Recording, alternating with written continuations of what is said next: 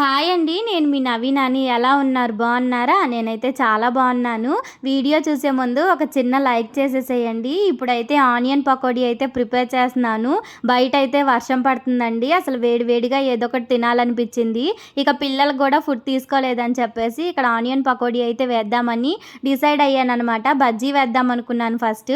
ఇక వాళ్ళు మిర్చి బజ్జీ అయితే తినరు. బంగాళదుంప బజ్జీ వేద్దామంటే ఇంట్లో అయితే పొటాటోస్ లేవనమాట. అందుకని చెప్పేసి ఇక ఆనియన్ పకోడీ వేద్దాము, టేస్ట్గాను ఉంటుంది, పిల్లలు తినగలరని చెప్పేసి ఇక్కడైతే చేస్తున్నాను. ఎలా చేస్తున్నాను ఏంటంటే ఫస్ట్ కొన్ని ఆనియన్స్ కట్ చేసుకున్నాను, ఒక 4. దాంట్లోనే 2 పచ్చిమిర్చి అయితే కట్ చేసుకొని వేసుకున్నానండి. పొడవుగా 2 కట్ చేసుకున్నాను. దాంట్లోనే కొంచెం అంత ఉప్పు, పసుపు, కారం యాడ్ చేసుకున్నాను. కొంచెం అంత అల్లం వెల్లుల్లి పేస్ట్ కూడా వేసుకున్నాను. కరివేపాకు ఫ్లేవర్ బాగుంటుందని యాడ్ చేసుకున్నాను. మా పిల్లలు కరివేపాకు కూడా తింటారు కాబట్టి నాకు భయం లేదు, అందుకే కాస్తంత ఎక్కువగానే యాడ్ చేసుకున్నాను. దాంట్లోనే మనకి పకోడీకి ఆనియన్స్కి సరిపడినంత శనగపిండి యాడ్ చేసుకున్నాను. కొంచెం అంత బియ్యం పిండి కూడా యాడ్ చేసుకున్నానండి. ముందుగానే ఆయిల్ అయితే సిమ్లో పెట్టుకొని వేడి చేసేసుకున్నాను. ఇక ఆనియన్ పకోడీ ఏంటంటే కలపంగానే వెంటనే వేసేసుకోవాలండి. ఎందుకంటే ఆనియన్స్లో మనకి వాటర్ క్వాంటిటీ ఉంటుంది, మనం కొంచెం తడుపుకుంటాం కదా పిండిని నీళ్ళతో, దానివల్ల ఏంటంటే లూజ్ అయిపోతూ ఉండిద్ది అనమాట.